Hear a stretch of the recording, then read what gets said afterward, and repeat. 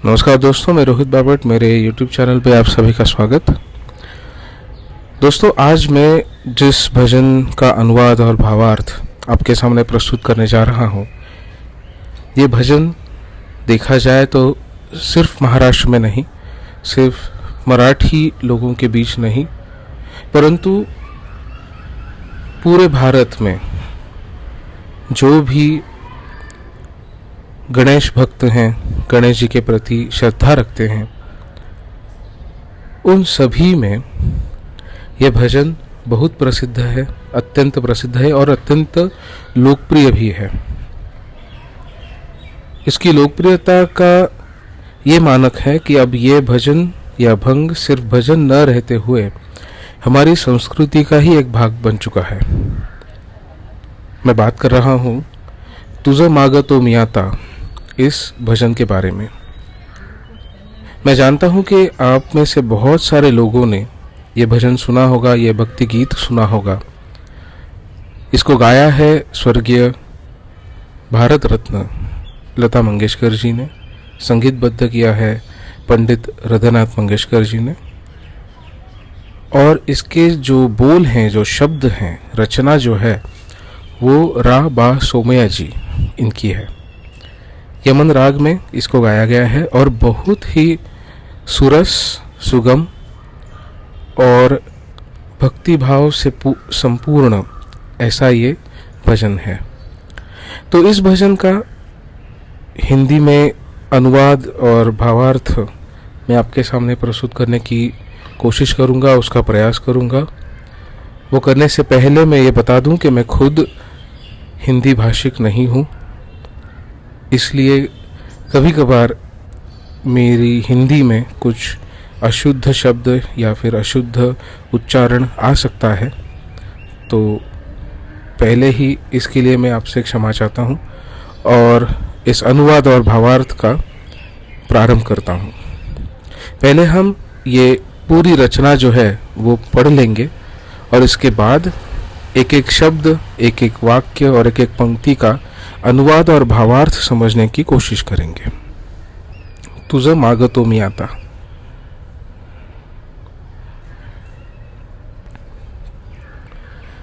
तुझं मागतो मी आता, मज द्यावे एकदंता।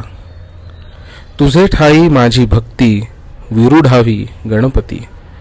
तुझे ठाई ज्याची प्रीती, त्याची घडावी संगती। धरणी धरा ऐसे द्यावे, सर्वाभूती लीन व्हावे। तुझ शरण शरण शरण, आलो पतित मी जाण। तुझा अपराधी मी खरा, तुझा अपराधी मी खरा। आहे इक्षुचा पधरा, माझी येऊ दे करुणा। तुझ लागी गजानना, तुझ मागतो मी आता, मज द्यावे एकदंता। मित्रों, ये जो भजन है, इस भजन के आरंभ में ही इस भजन का एक जो मूल सिद्धांत है वो हमारे सम्मुख आता है कि तुझं मागतो मी आता। इसका अगर सीधा सीधा हिंदी अनुवाद करें तो अनुवाद ये होता है कि तुझ यानी तुझे, मागतो मी आता, अब मैं तुझसे मांगने जा रहा हूँ। अब मैं तुझे मांगने जा रहा हूँ। तुझं मागतो मी यानी मैं, आता यानी अब, तुझे मांग रहा हूँ मैं अब।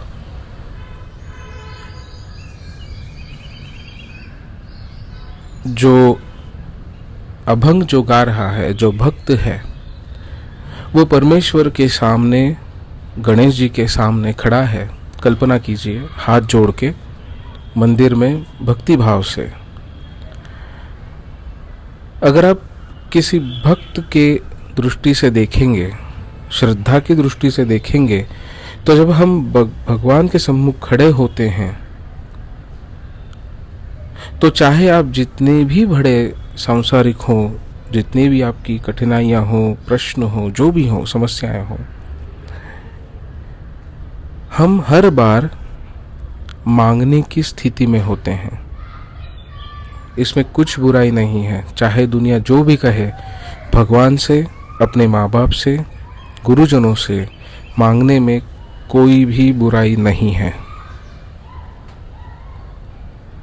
अगर भगवान से नहीं मांगोगे तो किससे मांगोगे? अगर भगवान से ही मांगना नहीं है तो इतना बड़ा अहम लेके हम कहाँ पे जाएंगे? तो इस अहम को नीचा कर रहे हैं हम जब ये कहते हैं कि हे भगवान, मैं तुम्हारे सम्मुख खड़ा हूं, मैं तुझसे कुछ मांग रहा हूं। मज द्यावे एक दंता। मज यानी मुझे, द्यावे यानी दो या फिर दीजिए, एक दंता यानी गणेश जी। तो पहली दो पंक्तियों में पूरा जो इस भजन का जो मूल मंत्र है वो हमारे सामने आता है कि हे भगवान, मैं तेरे सामने खड़ा हूँ, मैं तुझसे कुछ मांगने जा रहा हूँ, कृपा करें और आप मुझे वो दीजिए। कल्पना कीजिए, जैसे मैंने कहा कि हम मंदिर में बैठे हैं, हमारे घर में हैं, भगवान जी के सामने खड़े हैं हाथ जोड़ के और कह रहे हैं कि हे भगवान, तेरे सम्मुख में खड़ा हूँ, हाथ जोड़े हुए हूँ, मैं अब तुझसे कुछ मांगने जा रहा हूँ, मुझे वह दीजिए। शायद आपको ये सुन के हैरानी होगी कि हमारे जो मंत्र हैं, जो भी यज्ञ याग होते हैं, उनसे पहले, वो सब याग और यज्ञ करने से भी पहले हम अग्नि देवता, ग्रह नक्षत्र तारे जो हैं, ग्रह देवता जो है, उनको आवाहन करते हैं और उन्हें भी कहते हैं कि कृपा करें और हमारे यज्ञ में शामिल हो जाएं और हम पर कृपा करें और हमें आशीर्वाद दीजिए। तो ये संस्कृति तो बहुत पुरानी है हमारी, जहाँ हम कहते कि हे भगवान, मैं कुछ मांगने जा रहा हूँ, मुझ पर कृपा करें और जो मैं मांग रहा हूँ वो मुझे दें। ये ना समझेगा कि अगर मैं कुछ मांग रहा हूँ उसका मतलब यह है कि मुझे पैसा दे दो, मुझे गाड़ी दे दो, मुझे ये दे दो, मुझे वो दे दो। नहीं, भक्त ये नहीं मांगता। भक्त जानता है कि कर्म का मतलब क्या होता है, इसलिए भगवान से अब वो भक्त क्या मांगेगा, अब ये हम देखेंगे कि तुझे ठाई माझी भक्ति, तुझे ठाई माझी भक्ति विरूढ़ावी गणपति। इसका सीधा सीधा अनुवाद यह है कि तुझे ठाई, तुझे यानी तुम्हारे यहाँ, ठाई यानी स्थित, जो आपका जो स्थान है, आपके स्थान पर, तुझे ठाई तुम्हारे स्थान पर, माझी यानी मेरी भक्ति। तो तुझ में, हे भगवान, तुझ में, तुम में मेरी पूर्ण भक्ति है। और उस भक्ति का क्या हो? विरूढ़ावी गणपति। विरूढ़ावी इसका मतलब यह है कि वो बढ़ती जाए, बढ़ती जाए, बढ़ती जाए। हे गणपति, मेरी जो तुझ में भक्ति है वो बढ़ती ही जाए। मैंने कहा था ना, भक्त जो है वो जानता है भगवान से क्या मांगना है। तो भक्त क्या मांग रहा है कि हे भगवान, तेरे सामने मैं खड़ा हूँ और तुझे कुछ मांग रहा हूँ और वो मुझे दीजिए, मुझे कृपा करके वो दीजिए। क्या दीजिए? जो मेरी तुझ में जो भक्ति है वो बढ़ती जाए। विरूढ़ावी गणपति, विरूढ़ावी का मतलब बढ़ती जाए। और क्या मांग रहे हैं भक्त? और क्या मांग रहा है? तुझे ठाई ज्याची प्रीति त्याची घड़ावी संगति। देखिए तो सही कि भक्त क्या मांग रहा है। तुझे ठाई, फिर से इसका मतलब यह है कि आप में स्थित, तुझ में स्थित, ज्याची प्रीति, जिसकी प्रीति मतलब तुझ पर और तुझ में जिसकी प्रीति है। भगवान जो तुझ पर प्रेम करता है, जिसको, जिसमें तेरे लिए प्रीति है, त्याची यानी उसकी, घड़ावी यानी घट जाए या फिर घटित हो जाए। संगति, संगति शायद आप जानते भी होंगे, संगति यानी संग, उससे मैत्री, उसका साथ। तो भक्त क्या मांग रहा है कि जिसकी भी मन में तेरे लिए प्रीति है, जिसके मन में तेरे लिए प्रेम भाव है, आदर भाव है, बस उसका संग मुझे दे दो, उसकी संगत मुझे दे दो। हमारे सनातन संस्कृति में संत संग का बहुत बड़ा मोल है। संत संग, सज्जन संग, साधु संग, अच्छे लोगों की संगत में रहो। ये तो बहुत पुराना सिद्धांत है हमारा।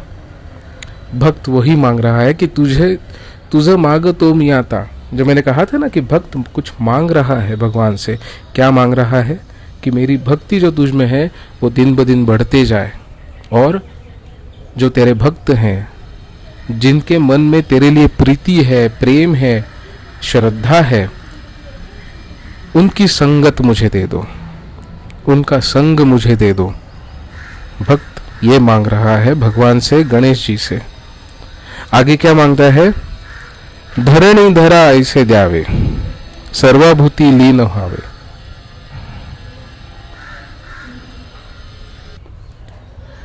ये दो अलग पंक्तियां नहीं है। धरणी धरा ऐसे द्यावे, सर्वभूति लीन भावे। धरणीधर, धरणीधर यानी जो पृथ्वी को जिसने अपना बना लिया है, धर लिया है। जैसे हम कृष्ण को कहते हैं राधाधर, राधाधर यानी कृष्ण भगवान। मुरलीधर, जिसने मुरली हाथ में पकड़ी है वो मुरलीधर, वैसे ही धरणीधर भगवान गणेश को भक्त कह रहा है। ये अब भक्त के लिए अपना भगवान तो सब कुछ है, तो इसलिए ये भक्त गणेश जी को कह रहा है कि आप धरणीधर हो। धरणी यानी पृथ्वी, आप पृथ्वी के देवता हो, भगवान हो। धरणी को आपने अपने हाथों में उठाए रखा है। धरणी धरा ऐसे द्यावे, ऐसे यानी इस तरह से, द्यावे यानी मुझे दे दो। सर्वभूति लीन भावे, सर्वभूति लीन भावे। सर्वभूति ये दो शब्दों का मिलाप है। सर्वभूति यानी सर्वभूति। भूत, इसका आप मतलब शायद जानते होंगे, जैसे पंच महाभूत होते हैं। भूत का मतलब जो है कि जो भी अस्तित्व में है, जिसकी भी चीज का अस्तित्व है, उसमें लीन भावे, लीन हो जाऊं, मुझे ये दे दो। ये प्रमाण है भक्ति का हमारे सनातन धर्म में, कि ये भक्त कह रहा है कि हे परमेश्वर, हे धरणीधर, हे इस पृथ्वी के नाथ, ऐसा कुछ दे दो, ऐसे द्यावे, ऐसे द्यावे, ऐसा कुछ दे दो कि सर्वभूति लीन भावे। ऐसा कुछ मुझे दे दो कि जो भी अस्तित्व में है, उसमें जो परमेश्वर का रूप है, उसके सामने मैं लीन हो जाऊं। अद्वैत सिद्धांत जो है वो कहता है कि परमात्मा एक है, आत्मा एक है। अगर आप द्वैत सिद्धांत भी देखो तो द्वैत सिद्धांत यह कहता है कि परमेश्वर फिर भी है, हर चीज में परमेश्वर है, अणु रेणु में परमेश्वर है। तो सर्वभूति लीन भावे, तो मुझे ऐसा कुछ दे दो कि मैं सर्वभूति जो है, सर्वभूति में जो स्थित परमात्मा जो है, उसके सामने लीन हो सकूं, उसके सामने झुक सकूं। मांगना है तो ऐसा कुछ मांगना चाहिए जो ये भक्त मांग रहा है। धरणी धरा ऐसे द्यावे, सर्वभूति लीन भावे। ये लीन होने की मुझे ये बुद्धि दें कि मैं इस परमेश्वर को, सर्वभूति जो परमात्मा है, उसे जान पाऊं और उसके सामने लीन हो सकूं। तुझे मांगतो मी आता, मैं ये मांग रहा हूं, हे एकदंता, हे गणेश जी, मुझे ये दीजिए, मुझे ये लीन होने की बुद्धि दीजिए, ये कृपा मुझ पर करें। और ये कहते समय भक्त कह रहा है कि तुझे शरण शरण शरण, 3 बार शरण। क्या आप जानते हैं कि 3 बार उच्चारण होने का महत्व भारतीय संस्कृति में क्या है? 3 अंक जो है वो बड़ा महत्वपूर्ण है हमारी संस्कृति में। आप ये जानते तो होंगे, ओम शांति शांति शांति ही 3 बार क्यों शांति कहते हैं? क्योंकि तीनों लोकों के लिए ये शांति है। 3 लोक होते हैं, उनके लिए ये शांति है। मैं जो भावार्थ इसमें से निकालता हूं वो ये है कि तुझ शरण शरण शरण, तुझ यानी तुझ में या फिर तुझे, शरण शरण शरण 3 बार, त्रिवार वंदन जिसे कहते हैं, 3 बार का महत्व बहुत है। 3 बार का मतलब ये है कि अब इसमें कोई बदलाव नहीं होगा। पूर्णतः मैं तुझे शरण आ चुका हूं, ये भक्त कह रहा है कि हे भगवान, मैं तुझे शरण आ चुका हूं, शरण आ चुका हूं, शरण आ चुका हूं। यानी पूर्णतः भक्त जो है वो गणेश जी के शरण में आ गया है। आलो पतित मीजान, जो आगे की पंक्ति है वो कहती कि तुझ शरण शरण शरण आलो मी पतित जान। आलो यानी आ गया, पतित, पतित का संस्कृत शब्द है। इसका मतलब यह है, अगर सीधा सीधा अनुवाद करें तो गिरा हुआ। पतित, पतन जिसका हो गया हो वो पतित। इसलिए हम श्री प्रभु श्री राम को पतित पावन कहते हैं। जो गिरा हुआ है उसे पावन करने की जो अद्भुत शक्ति है, इसलिए हम प्रभु श्री राम को पतित पावन कहते हैं। तो ये भी भक्त कह रहा है कि मैं पतित हूं, मैं गिरा हुआ हूं, मैंने पाप भी किए हैं, मैंने ठोकरें भी खाई हैं, मुझसे गलतियां भी हुई हैं, और इस गलतियों को जब मैं याद करता हूँ, उनका जब स्मरण होता है, तब समझ आता है कि मैं तो पतित हुआ हूँ और इसलिए मैं तुझे शरण आ गया हूँ। आलो पतित मी जान, कह रहा है भक्त कि ये जान लो कि मैं पतित हूँ और मैं तुझे शरण आ गया हूँ। भक्त भगवान को कह रहा है कि अब मैं यहाँ से जाने वाला नहीं हूँ। ये जान लो कि मैं पतित हूँ और तुम्हारी शरण आ चुका हूँ। तुझ मागतो मी आता मज द्यावे एकदंता। भक्त ये मांग रहा है, भक्त भगवान की शरण मांग रहा है। भक्त कह रहा है कि मुझ में ये शक्ति दो, ये बुद्धि दो कि सर्वाभूति परमात्मा जो है उसे मैं पहचान सकूं, जान सकूं और उसके आगे लीन हो सकूं। अब अंत में भक्त कहता है कि तुझा अपराधी मी खरा। तुझा अपराधी मी खरा, ये समझने में शायद आपको आसानी होगी।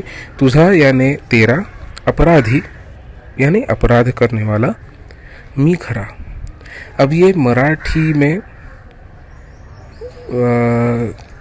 जो एक पद्धति है कहने की या फिर अपने विचार जो है वो प्रकट करने की, अगर मैं सीधा सीधा अनुवाद करूं मी खरा, तो इसका मतलब यह है कि सचमुच में मैं, खरा यानी सच। लेकिन यहाँ पे भावार्थ जो है वो हम सीधा सीधा अनुवाद करके नहीं लेंगे, वरना ये गलत हो जाएगा।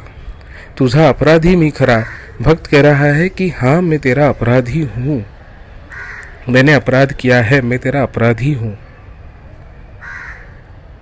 अब क्यों अपराधी हूँ इसके बारे में अगली पंक्ति में कि तुझा अपराधी मी खरा आहे इक्षु चापधरा। इक्षु यानी दृष्टि, दर्शन जो भी है, जो हम आंखों से देख सकते हैं, नयन से, वो इक्षु। तुझा अपराधी मी खरा आहे इक्षु चापधरा। अब इक्षु चापधरा, इसके 2 अर्थ हो सकते हैं। इक्षु चापधरा, चाप यानी धनुष्य, इक्षु दृष्टि के धनुष्य जो जिसमें धर रखा है, हाथ में रखा है, यानी वो भी गणेश हो गए, गणेश भगवान। एक संस्कृत में शब्द है दिक्पाल करके। दिक्पाल का अर्थ यह है कि जो दिख सकता है, जो दिख रहा है, जो दृष्ट है, उसका जो पाल है, उसका जो राजा है वो दिक्पाल। तो भक्त मेरे हिसाब से अगर मुझे पूछो तो भावार्थ ये है, तो भक्त ये मान रहा है कि जो जो दर्शन है, जो जो भी दिख रहा है, जो दृष्ट है, जो दृष्टि है, और उस पर जिसका अंकुश है, हे भगवान वो तुम हो, और तुमसे मैं ये छुपा नहीं सकता, तुमसे मैं असत्य नहीं कह सकता कि मैंने पाप किए हैं, मैं तेरा अपराधी हूँ। भगवान के सामने जब हम जाते हैं, जब भक्त जाता है, तो हमारे पाप जो है उनके स्मरण होने लगते हैं, और हम भगवान के सम्मुख होकर कहते हैं कि मैंने अपराध किए हैं, भगवान मुझे माफ कर दो, मुझ पर दया करो, मुझ पर कृपा करो। यही ये भक्त कह रहा है कि तुझा अपराधी मी खरा, मैं तेरा अपराधी हूँ, हे इक्षु चापधरा।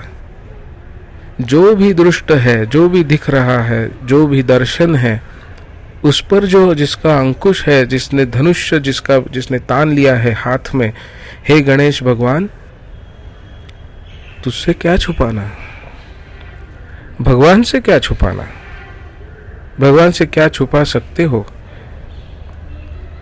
क्या किसी में ये क्षमता है कि वो भगवान से छुपा पाएगा? अगर नहीं तो मुझे बताओ कि हम अपराधी क्यों नहीं हैं? हम सभी ने कभी ना कभी पाप किया है, और एक भक्त जो है वो जानता है कि उसने क्या पाप किया है, और इसीलिए भगवान के सामने सम्मुख होकर कहता है कि मुझे दे दो, जो मैं मांग रहा हूँ मुझे दे दो। मैं क्या मांग रहा हूँ? मुझ पे दया करो। ये क्षमा मांग रहा हूँ, मुझे क्षमा करो। तुझा अपराधी मी खरा, आहे इक्षु चापधरा। अब अंत में जो मैंने कहा था कि ये अपराधी है, अपराध बोध से हम जब भगवान के सामने खड़े होते हैं तो क्या मांगते हैं? क्षमा याचना करते हैं, क्षमा मांगते हैं और कृपा मांगते हैं कि मुझ पर दया करो, मुझ पर कृपा करो। तो यही भक्त जो है वो अगली दो पंक्तियों में गणेश जी को मांग रहा है कि माझी येऊ दे करुणा। माझी यानी मेरी, येऊ दे यानी आने दो, करुणा तुझ लागी गजानना। गजानना तो गणपति का नाम है। तुझ लागी यानी अब सीधा अनुवाद करें तो तुझ में या फिर तुम्हारे अंदर, ये उसका सीधा सीधा अनुवाद है। लेकिन भावार्थ जो है वो ये है कि मुझ पर करुणा करो, हे गजानना मुझ पर करुणा करो। जो मैंने कहा था पहले कि अब जब हमें मालूम होता है कि हम अपराधी हैं, भगवान के सम्मुख खड़े हैं और हम क्षमा याचना कर रहे हैं, तो भगवान को हम कहते हैं कि हे भगवान मैं अपराधी हूँ, मुझ पर दया करो। माझी येऊ दे करुणा तुझ लागी गजानना। मुझ पर करुणा कीजिए, मुझ पर दया कीजिए, मेरे बारे में मन में करुणा रखिए हे गजानना, मेरे बारे में करुणा रखिए, मुझ पर दया कीजिए, मुझे क्षमा कीजिए। तुझ मागतो मी आता मज द्यावे एक दंता। मैं बस यही मांग रहा हूँ, मैं तुझे ये मांग रहा हूँ अब कि ये मुझे दे दो जो मैं मांग रहा हूँ, कृपा करके मुझे ये दे दो। मैं अपराधी हूँ, मैं तुम्हारे सम्मुख खड़ा हूँ, मैं सारे अपराध जो है वो मान्य करता हूँ और मैं कह रहा हूँ कि मुझ में भक्ति जो है वो बढ़ाओ। जो अच्छे लोग हैं, संत लोग हैं, साधु लोग हैं, उनकी संगत प्रसाद के रूप में मुझे दे दो। हे धरणी धरा, हे पृथ्वी के त्राता, मुझे ये बुद्धि दो कि मैं सर्वभूति परमात्मा को पहचान सकूं और उसके सम्मुख लीन हो सकूं। मैं तुझे शरण आ चुका हूँ, मैं तुझे शरण आ चुका हूँ। मैं पतित हूँ, मैं पतित हुआ हूँ, मैंने पाप किए हैं, लेकिन मैं अब तुझे शरण आ चुका हूँ। मैं तेरा अपराधी हूँ, मैं जानता हूँ मैं तेरा अपराधी हूँ, मैं तुझसे कुछ भी नहीं छुपा सकता, ये मैं जान चुका हूँ। लेकिन हे भगवान मैं तुझे शरण आ चुका हूँ, मुझ पर दया करें, मुझ पर करुणा करे। हे गजानना मुझ पर करुणा करे। तुझ मागतो मी आता मज द्यावे एकदंता। तो दोस्तों ये था बहुत ही प्रसिद्ध भजन तुझा मागतो मी आता, इसका अनुवाद और भावार्थ, मुझे आशा है कि ये भावार्थ और अनुवाद आपको इस भजन का भक्ति रस जो है उसका आस्वाद लेने में और मदद करेगा, सहायता करेगा। जैसे मैंने कहा कि मैं खुद हिंदी भाषिक नहीं हूँ, इसलिए मेरे बोलने में या फिर उच्चारण में गलती हो सकती है, हो भी चुकी होगी, तो मुझे क्षमा करें। और आपका अभिप्राय जो है वो मुझे ज़रूर बताएं। अगर आप कोई और किसी भक्ति गीत का अनुवाद और भावार्थ सुनना चाहते हैं तो वो भी मुझे कमेंट सेक्शन में बताएं, मैं ज़रूर प्रयास करूँगा। और ये मेरा प्रयास जो है वो इसलिए नहीं है कि मैं बहुत कुछ जानता हूँ, वो इसलिए है कि बहुत सारे हमारे सनातन के मानने वाले हैं, परमेश्वर में आस्था रखने वाले हैं, जिनको बहुत इच्छा है कि मराठी में जो भक्ति गीत है, अभंग हैं, उनके बारे में जान सकें, उनका अर्थ समझ सकें।